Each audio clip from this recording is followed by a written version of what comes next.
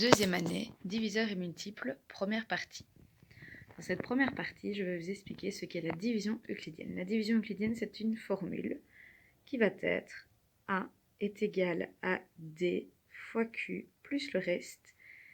Alors, il va y avoir une condition sur ce reste, donc je mets un OU pour dire qu'il y a une condition. Le reste doit être plus petit que le diviseur. Alors, le A, c'est ce que l'on appelle le dividende. Le D, c'est le diviseur. Le Q, c'est le quotient. Le reste, enfin le R, c'est le reste. Et ici, le reste doit être toujours plus petit que le diviseur. Passons donc maintenant à un exemple. Dans une division euclidienne, le diviseur est 7 et le quotient 5. Quels sont les dividendes possibles ? Tout d'abord, dans votre énoncé, on vous parle de division euclidienne. Vous devez donc avoir le réflexe de noter votre formule. La formule, on la connaît, c'est A est égal à D fois Q plus le reste, où mon reste doit être plus petit que le diviseur. Une fois que j'ai noté ma formule, je vais donc maintenant remplacer mes lettres par les valeurs qui sont données dans l'énoncé. On me dit que le diviseur est 7, je vais donc remplacer le D par 7. On me dit que le quotient est 5, je remplace donc le Q par 5. Ici, je peux remplacer le D par 7 également. Ainsi, j'ai comme inconnu le dividende et le reste. Mais attention, mon reste, j'ai une information dessus. Le reste doit être plus petit que 7, ce qui va m'apporter une information primordiale. Alors, ça veut dire quoi ici que mon reste doit être plus petit que 7 ? Eh bien, ça veut dire que le reste peut avoir plusieurs valeurs. Je vais les noter entre accolades. Mon reste peut valoir donc 0, 1, 2, 3, 4, 5, 6. De ce fait, je vais avoir 7 dividendes possibles puisque j'ai 1, 2, 3, 4, 5, 6, 7 possibilités. Passons donc maintenant aux possibilités. Si j'ai un reste qui vaut 0, ici, mon dividende vaudra 7 fois 5, 35 plus 0, 35. Si maintenant mon reste vaut 1, mon dividende vaudra 36, puisque 7 fois 5, ça fait toujours 35. Autre possibilité, si maintenant mon reste vaut 2, ici, mon dividende vaudra 37. Si mon reste vaut 3, mon dividende vaudra 38. Autre possibilité, si mon reste vaut maintenant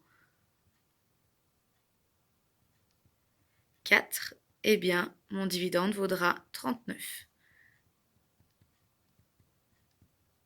Si mon reste vaut 5, mon dividende vaudra 40. Et si mon reste vaut 6, mon dividende vaudra 41. J'ai donc trouvé toutes les réponses. Attention, étant donné qu'ici on est dans un problème, on répond par une phrase. La phrase sera donc la suivante. Les dividendes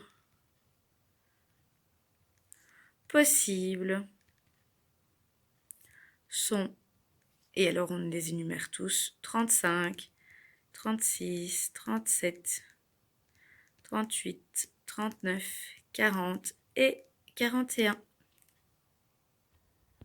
Repassons maintenant à la carte mentale. Nous allons voir les expressions littérales. Ces expressions littérales sont à connaître par cœur, en fonction bien évidemment des valeurs qui sont données. Alors, une expression littérale, ça veut dire que je veux des lettres. Je vais donc généraliser un multiple de 5. Un multiple de 5, je vais le noter sous la forme de 5n. Donc si je vous donne un autre exemple très rapidement, un multiple de 36, ça se notera 36n. Ensuite, un multiple de 7 augmenté de 3. Un multiple de 7, je sais que je vais l'écrire sous la forme de 7n. Augmenté, ça veut dire plus, donc plus 3. Je pourrais très bien avoir le même principe avec un multiple de 7 diminué de 3, et donc à la place du plus, on met un moins. Un nombre pair, c'est facile. Un nombre pair, c'est comme les multiples de 2, donc ça formule 2n. Un nombre impair, si je compare un nombre pair avec un nombre impair, c'est très facile. À chaque fois, pour passer d'un nombre pair à un nombre impair, je fais plus 1. Donc ma formule, ça va être 2n plus 1. Ou bien, je prends mon nombre pair auquel je retire 1, ça donnera bien aussi un nombre impair. Un nombre au carré, n au carré. Un nombre au cube, n au cube. On ne se complique pas la vie. Et par contre, là, on va un peu se compliquer la vie, c'est-à-dire que je veux 3 nombres consécutifs. Donc, il me faut 3 expressions littérales. Alors, le premier nombre, on va le généraliser par un n. Alors, des nombres consécutifs, c'est quoi? Bien, ce sont des nombres qui se suivent. Donc, qui vient après n? Bien, on va faire plus 1 pour savoir qui vient après lui. Eh bien, ce sera donc n plus 1. Et qui vient après n plus 1? Eh bien, ce sera n plus 2. Pourquoi? Ben parce que pour passer de 1 à l'autre, on fait plus 1. Maintenant, je veux 3 nombres pairs consécutifs. Donc, j'en veux encore 3. Cette fois-ci, ils doivent être pairs. Donc, je pars de ma formule de départ d'un nombre pair qui est donc 2n. Attention, pour passer d'un nombre pair à un autre, il faut à chaque fois faire plus 2. Si je prends l'exemple de 6 et 8, eh bien pour passer de 6 à 8, qui sont bien donc deux nombres pairs consécutifs, eh bien je fais 6 plus 2 pour arriver à 8. Bien là, c'est la même chose. Pour ma formule, ce sera donc plus 2, donc 2n plus 2. Idem ici, je dois encore faire plus 2, donc 2n plus 4. Maintenant, je veux 4 multiples de 5 consécutifs. Alors, 4, ça veut dire, je vais essayer de noter ici, 1, 2, 3 et 4. Je vais écrire tout petit. J'en veux 4 et des multiples de 5. Eh bien, le premier multiple de 5, c'est 5n. Celui qui viendra juste après, eh bien, je vais lui ajouter plus 5, donc 5n plus 5. Je lui ajoute encore plus 5, 5n plus 10. Et j'ajoute encore plus 5, 5n plus 15. Maintenant, je veux 3 nombres impairs consécutifs. Donc, j'en veux 3. Des impairs, on se souvient que la formule d'un nombre impair, c'est 2n plus 1 ou 2n moins 1. Perso, je préfère 2n plus 1. Donc, on va partir de 2n plus 1.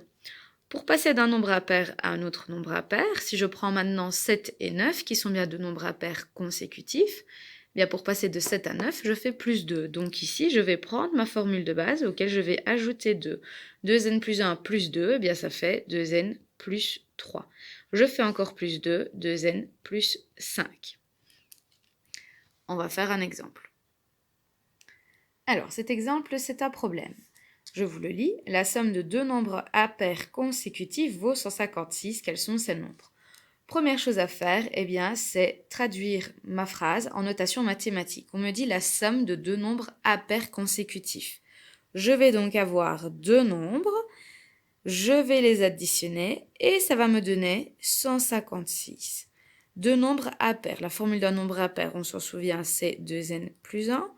Sont consécutifs, on fait plus 2, donc 2n plus 3. Et donc, ça doit donner 156. En fait, ici, on a donc une équation qu'on va résoudre. On va assembler les n avec les n et ici, le 1 avec le 3. J'ai donc 2n plus 2n, ce qui va me donner 4n. 1 plus 3, 4, est égal à 156. Le but est d'isoler le n. Ça veut dire qu'il doit se retrouver tout seul dans le membre de gauche. Donc, je vais d'abord neutraliser le plus 4. Pour neutraliser le plus 4, eh bien, je vais faire moins 4. Ainsi, plus 4 moins 4, eh bien, il me restera en effet plus que 4n. Mais attention, dans une équation, si je fais quelque chose à gauche, je dois faire la même chose à droite. Donc, je fais également moins 4. 156 moins 4, 152.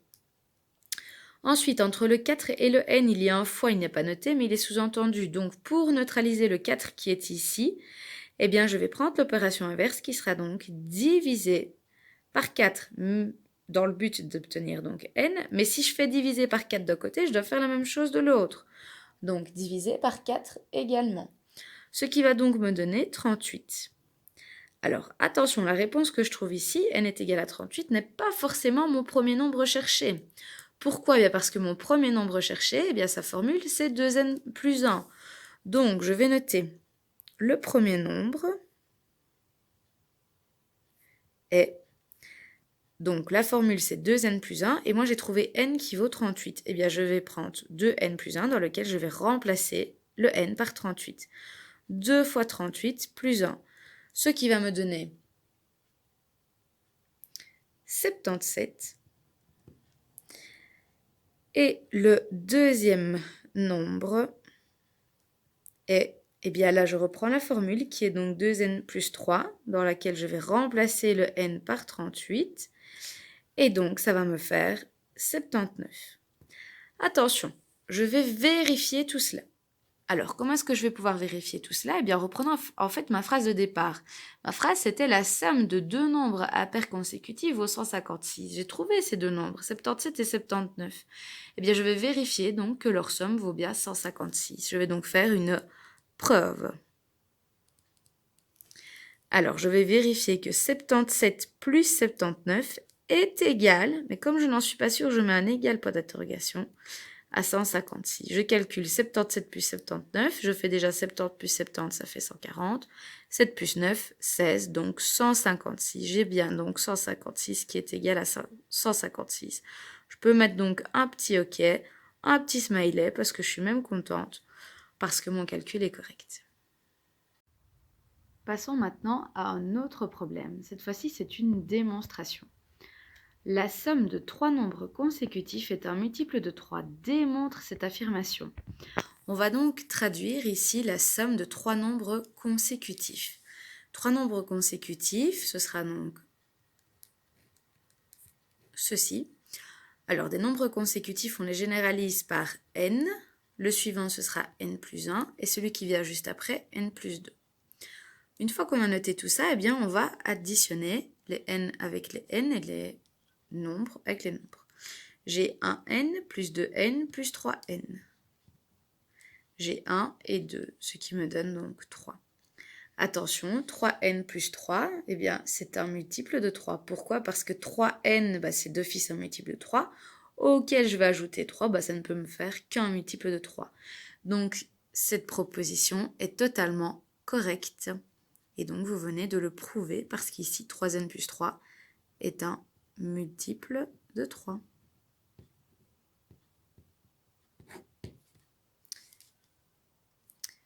Repassons à la carte mentale. Alors, maintenant, nous allons voir ce que sont des nombres premiers. C'est quoi un nombre premier? Eh bien, c'est un nombre qui a deux diviseurs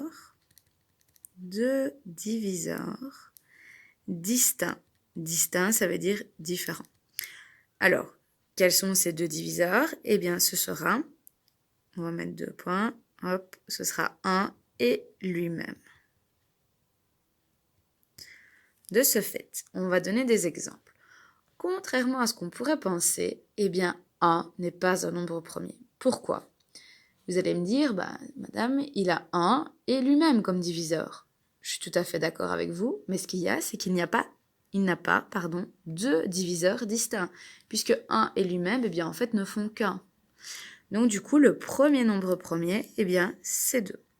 Celui qui vient juste après, 3, puis 5, 7, 11, 13, 17, 19. Si vous connaissez déjà cela, c'est déjà pas mal. Après, nous allons voir ce que sont des nombres premiers entre eux.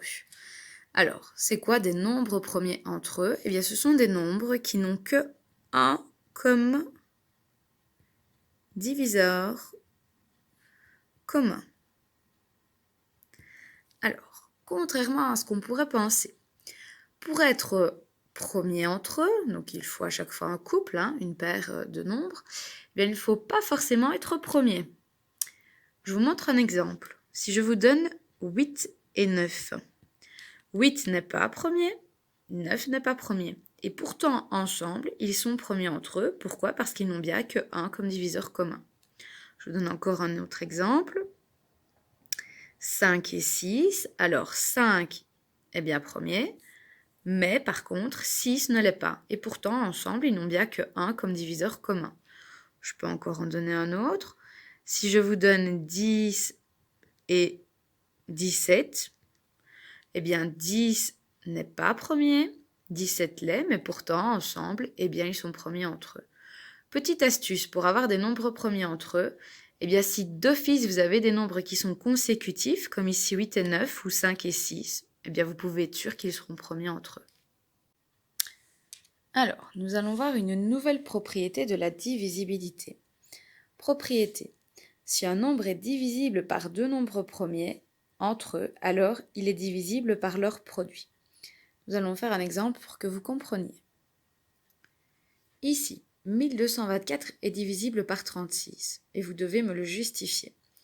Avec la propriété que nous avons vue précédemment, eh bien, on va essayer de le prouver. Alors, on ne connaît pas de caractère de divisibilité par 36. Donc du coup, on va devoir essayer de se débrouiller. On va donc décomposer 36 en un produit de deux facteurs qui vont donc donner 36 quand on va les multiplier. Mais attention, ces deux nombres doivent être obligatoirement premiers entre eux pour que la propriété fonctionne. Alors, 36, je peux en fait le décomposer en 3 et 12. Ça fait bien 36.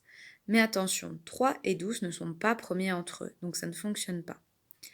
36, je peux également le décomposer en 1 fois 36, ce qui ne m'apporte aucune aide. Pourquoi? Parce que 36, je ne connais toujours pas son caractère de divisibilité. Du coup, je vais trouver une autre possibilité, et 36, on peut le décomposer en 4 fois 9. 4 et 9 sont bien premiers entre eux. En plus de ça, je connais le caractère de divisibilité par 4 et je connais le caractère de divisibilité par 9, ce qui va donc m'aider dans ma résolution. Alors, la résolution va être composée de 3 parties. La première partie, je vais écrire que 1224 est divisible par 36, car il est divisible par 4 et 9, deux nombres premiers entre eux. Très important.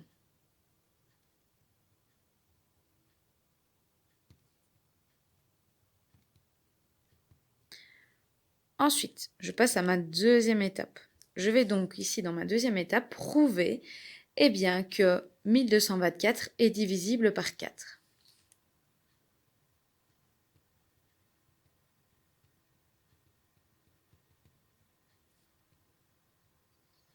Alors, pourquoi est-ce que 1224 est divisible par 24? Car le nombre formé par ces deux derniers chiffres, autrement dit 24, est un nombre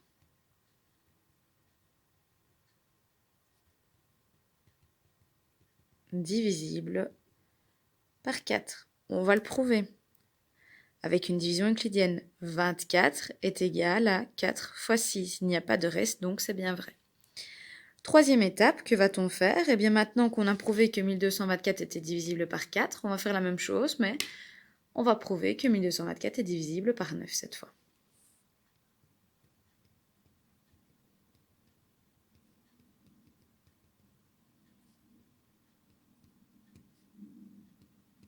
Alors, pourquoi est-ce que c'est divisible par 9? Car la somme de ces chiffres, on effectue la somme, donc 1 plus 2 plus 2 plus 4 est égal à 9. Et 9, c'est bien un nombre qui est divisible par 9.